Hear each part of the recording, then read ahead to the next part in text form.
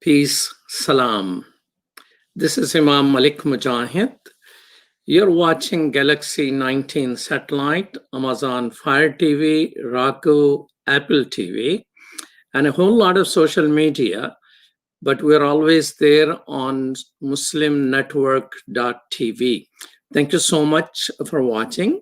Country is talking about politics, right? Election season is in full swing, but anxiety sometimes seems to be higher than the campaign itself.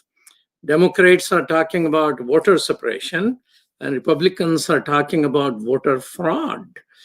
While most cannot go to vote in person, probably, mailing in ballot is going to be large, and it talked about option.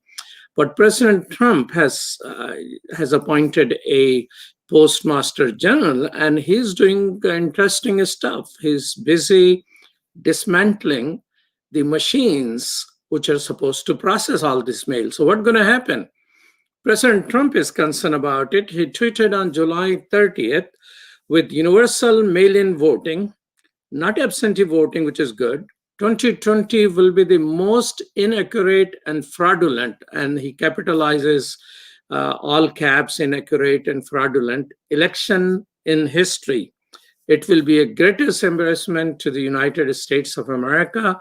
Delay the election until people can properly, securely, and safely vote.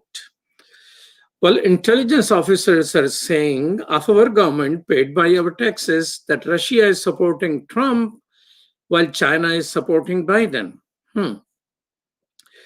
And recently, a billionaire from Los Angeles area, whose company processes credit card charges, he's claiming two other countries, United Arab Emirates and Saudi Arabia, they have processed tens of millions of dollars worth of contribution to Trump 2016 campaign, and they will do it this time as well.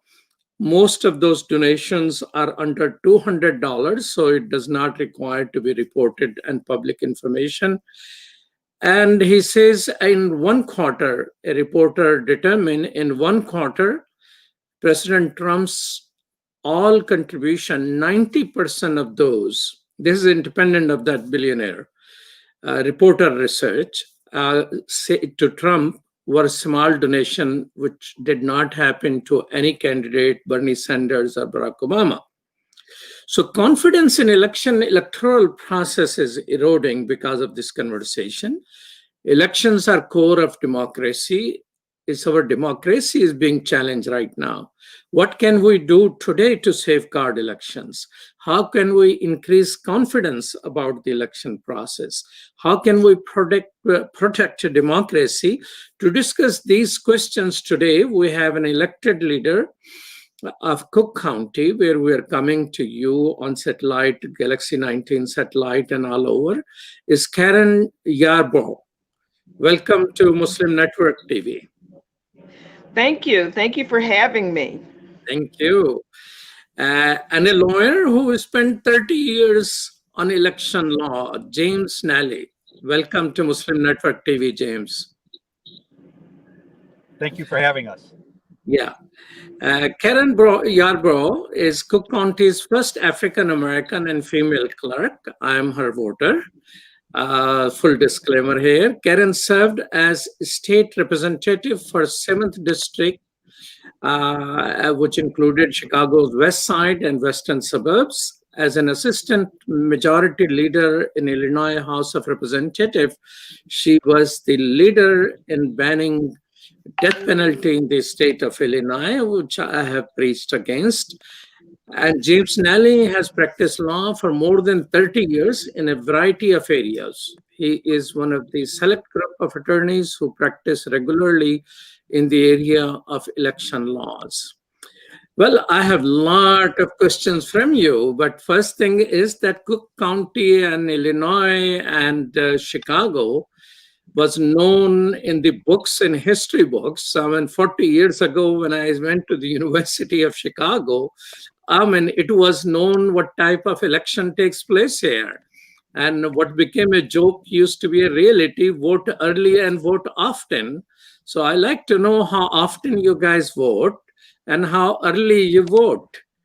And if Chicago used to have all of that, what measures Chicago and Cook County and Illinois has taken to overcome that legacy, and what America can learn from us? So, Karen, you are Well, the leader. Tell yeah, me. well, let me start by saying that was then and this is now.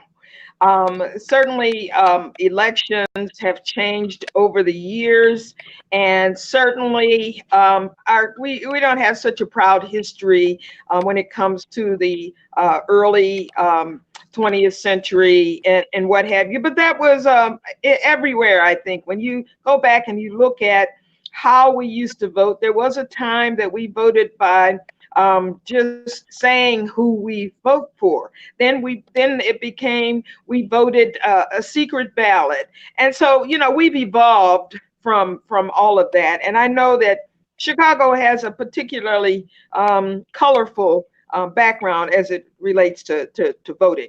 But let me just say that during this time, and these are unprecedented times, and what we're doing at Cook County is focusing our attention on making sure we have a safe election where our judges and the voters will have a good experience that day. They'll have a safe experience that day. You may or may not know that in March, when this pandemic really kind of blossomed, there was talk about putting the election off until another date, which we did not think was a good idea. I'm so glad that we had it, because I'm not sure when we would have had our election. But we had it, and in my view, we dodged a bullet. We did not have everything that we needed to have a safe election. We had a secure election, not a safe election, because the PPE that we ordered never came. And that did come was diverse. PPE meaning protective equipment for the people in the station. Yeah, yes, that was to keep people, protect them. So that was gloves, that was masks, that was the bacterial liquid that keep it clean, and all of those kinds of things. So it's a lot of different things that we ordered because we wanted our election judges to be safe. But we didn't get those things. However, we got through this election, and we did not have any casualties, meaning we did not lose anybody. I mean, it was chaos. We managed that chaos. So as we're looking towards the November election, we are prepared as it relates to protective, bacterial, the mask, all of those kinds of things. We feel like that our election in November is going to be safe, and we certainly feel like it's going to be secure. So safe and secure is the message. Now, we've had change in almost 48 So James, safe and secure. James, a question. So safe and secure is what Cook County Clerk is telling us. James, how, in view of that, I mean, what I learned from Karen is that historically election used to be like that in the whole country, and Chicago, Windy City, is getting a more bad name because we were slightly more colorful in that era, but that era has passed. Since you've been attorney for 30 years, what laws in Illinois or Cook County or Chicago have improved to ensure that it is a fraud-free elections and secure election?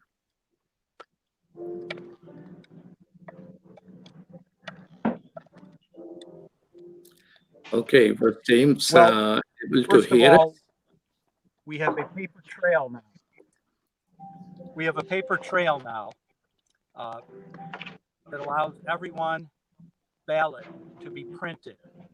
So whether you mark a paper ballot or you print a paper ballot,